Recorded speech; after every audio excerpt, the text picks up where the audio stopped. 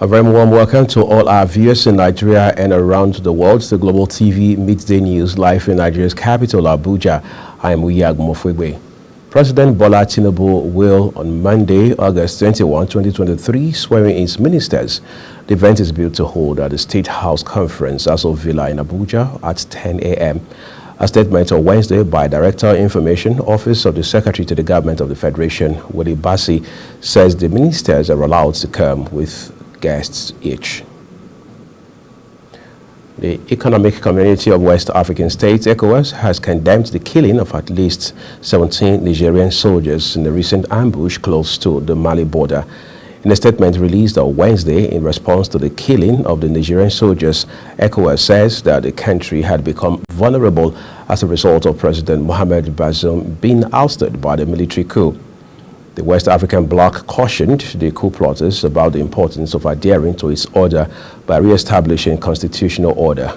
The statement says ECOWAS has learned with sadness various attacks by armed groups in the Republic of Niger that have led to the death of several Nigerian soldiers. ECOWAS has condemned these attacks and conveyed its deepest condolences to the people of Niger and the families of the soldiers who have lost their lives. And back home, a high court sitting in the Federal Capital Territory has adjourned the alleged 6.9 billion naira procurement case against the suspended Central Bank CBN Governor Godwin Emefiele to August 23. The presiding judge, Justice Hamza Muazu, on Thursday adjourned the matter following the absence of the other two defendants in the matter. Emefiele was supposed to be arraigned alongside a female CBN employee, Sadatu Yaro, and her company, April 1616 Investment Limited, on 20 charges of procurement fraud, conspiracy, and conferring corrupt advantages on its associates. Former First Lady Dame Patience Jonathan has pledged to support Senator Oluremi Tinubu, wife of the president, to move the country forward, calling on other women to follow suit. Mrs. Jonathan gave the assurance on Wednesday during a solidarity visit to the First Lady at the presidential villa in Abuja. She thanked the First Lady for how far she has impacted the lives of Nigerian women. She said it was imperative for her as a former president's wife to also support and encourage Mrs. Tinubu on things that would move the nation forward. Jonathan commended women groups for their support for President Bola Tinubu and his wife and pleaded that they maintain their support for the government to sustain the patriotic efforts. The federal government has insisted that no federal university is allowed to charge tuition in the country. Permanent Secretary, Ministry of Education, David Adejo, said this at a public hearing by the House of Representatives ad hoc Committee on Student Loans in Abuja on Tuesday. Adejo stated that the recent increase in charges by federal universities in the country were unfortunate. He said that the charges collected by the institutions were used to pay for some of their services, including electricity bills. He thwarted claims that the signing of the students' loan was responsible for some of the hike in the university charges. Adejo said that despite the charges, the universities had not been able to meet up with some of their expenses. He said that modalities have been put in place for the takeoff of the student loan scheme in the 2023-2024 academic calendar. The Federal Capital Territory Administration, FCTA, has said that it has concluded plans to demolish over 500 illegal structures at Dusan Graki in the Apple district of the FCT.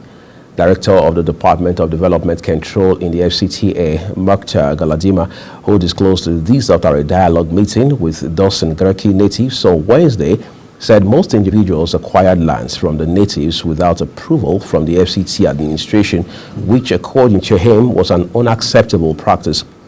Galadima, who spoke through the Deputy Director of Monitoring and Enforcement, Hassan Ogbole, said the administration would not spare any land or structure without approval from the constituted authorities. Away from the FCT now, Borno State Governor Babangana Zulum has distributed food and other palliatives to 2,000 residents of Fizan Ward in Maiduguri Metropolitan Council, MMC. The distribution, which took place on Wednesday at the Mohammed Goni College of Legal and Islamic Studies, is part of ongoing efforts to reduce hardship caused by a rising cost of living as a result of the withdrawal of fuel subsidy by the federal government. Governor Zulum in July had launched the distribution of palliatives, which targeted over 300,000 households with about 6 persons per household to reach 1.8 million persons in need. Under the program, each eligible resident in Fizan received a palliative voucher that entitled them to get food items in order to reduce the hardship due to the rise in prices of commodities. At the latest distribution in Fizan, the 2,000 households comprising 1,000 heads of male households and 1,000 heads of female households each received one bag of rice and a bag of beans. To ensure transparency and accountability in the selection process, Borno State government had engaged civil society to be a part of the palliative distribution committee. The Nigerian Medical Association NMA Benue State chapter Wednesday called on government at all levels, political leaders and traditional rulers to help in the release of one of their members abducted 3 weeks ago. A medical doctor, Asema Unswega, was abducted in the Ukom local government area of the state 3 weeks ago while he was embarking on a malaria program supervision at the primary health center. The association, in a statement signed by its chairman, Dr. Manshukama Anenga, stated that the abducted doctor was the only medical doctor at the General Hospital, Sankara, adding that he had been in captivity for 25 days. The NMA threatened to down tools if the kidnapped medical doctor was not released. The Department of State Services, DSS, has issued a security alert over a grand plot by bandits to attack the Abuja-Kaduna train service anytime from now. Recall that an Abuja-Kaduna bound train had been attacked in Katari Village, Kaduna on March 28, 2022, prompting the Nigeria Railway Corporation, NRC, to briefly halt operations along the route. An elite letter signed by DSS Director of FCT Command, R.N. Dekbemu, entitled Security Alerts, Impending Threat by a Coalition of Banditry Syndicate to attack Abuja-Kaduna train service along AKTS corridor. The service cautioned train passengers to be extra vigilant. DSS warned of an impending threat to seamless train transportation along the Abuja-Kaduna service train. The secret memo stated that the coalition of banditry syndicates was plotting to go and attack the Abuja-Kaduna train aimed at kidnapping passengers on board for ransom any moment from now. Meanwhile, the Nigerian Air Force High Command has said it will not give in to propaganda by terrorist group. NAF was reacting to a video shared by a terrorist group in Niger State, claiming to have shot down the NAF helicopter. The Federal Road Safety Corps, FRSC, on Thursday advised motorists to replace worn-out tires and wipers in order to prevent avoidable auto crashes during the rainy season. FRSC spokesman, Assistant Corps Marshal Bisi Kazem, who made the call in Abuja, advised drivers to always ensure their vehicles are in good working condition before embarking on a journey. He also advised that the windshield wiper and blades should be checked for proper functioning. He equally appealed to motorists to shun negative attitudes and habits like drunk driving, smoking of hemp and cannabis, as well as dangerous driving, overloading, exceeding speed limits, or use of phones while driving. United Nations Conference on Trade and Development Secretary General Rebecca Grimspan yesterday urged African economies to key into technology-intensive global supply chains to boost prosperity. The organization made a call during the launch of a new report, which highlighted that the continent could become a major exporter of higher value-added goods, creating growth, jobs, and fueling a rise in productivity and wages.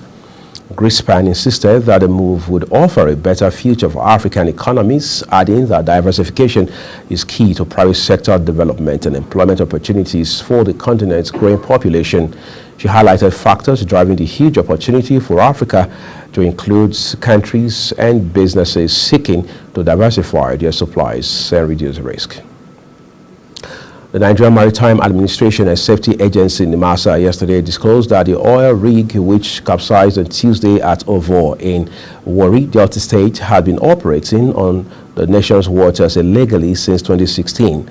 In a press statement released by Head Public Relations of the agency, Osage Edward, on Wednesday, said the majestic rig belonging to Depthwise Nigeria Limited had been operating since 2016 without requisite approvals from the regulatory agency. According to him, NIMASA has, however, dispatched a team of search and rescue and maritime accident investigation officers to the scene of the incident. You're watching Global TV Media News coming to you live from Nigeria's capital, Abuja. We're on StarTimes channel 276. Kindly follow us across our social media platforms using Global TV NG and other handles now showing on your screen. When Media News returns, House of Representatives intervenes and rifts over footballers' unpaid bonuses. Details of these and more will be brought to you when we return from this break shortly. Do stay with us.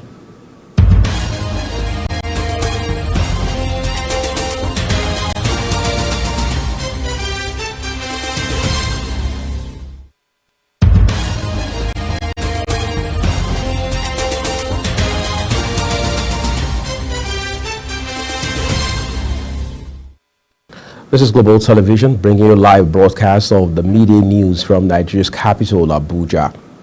The Nigerian National Petroleum Company Limited on Wednesday announced that it had secured a $3 billion emergency crude oil repayment loan from the African Export-Import Bank. It said the loan would be used by the oil company to support the federal government in stabilizing Nigeria's exchange rate. It was also learned that the facility would help in reducing the pump price of premium motor spirits, popularly called petrol. Impactful sources said the firm also had loan would boost the import of petrol into Nigeria, as oil marketers further confirmed that the facility would tackle the seeming emergence of subsidy on petrol. Nigeria's exchange rate has been an issue of concern lately, with the dollar rising to over 900 naira at the parallel market, while oil dealers have been complaining of non-liquid nature of the importers and exporters official window of the Central Bank of Nigeria. The House of Representatives Committee on Sports on Wednesday pledged to wade into the crisis over unpaid bonuses of national football teams players by the Nigeria Football Federation (NFF). Chairman, House of Representatives Committee on Sports, Ekene Abubakar, stated this in Abuja at a meeting with the NFF at the National Assembly Complex. The committee and the Federation agreed to work together to find lasting solutions to the recurring issue of unpaid bonuses of all national team players. When asked to explain the issues surrounding the non-payment of Super Falcons players in their recent World Cup outing, NFF President Ibrahim Gusau said the money owed the players would be paid as soon as the Federation received grants from FIFA. Abubakar also charged the NFF to immediately resolve the issues regarding the two affected state FAs where the normalization committees had been set up. And that's it on Global TV Media News. We're on StarTimes channel 276. Kindly follow us across all our social media platforms at Global TV NG and other handles you now see on your screen. I am Uyi Agumafwegbe. Thanking you so specially for watching. I'll see you soon.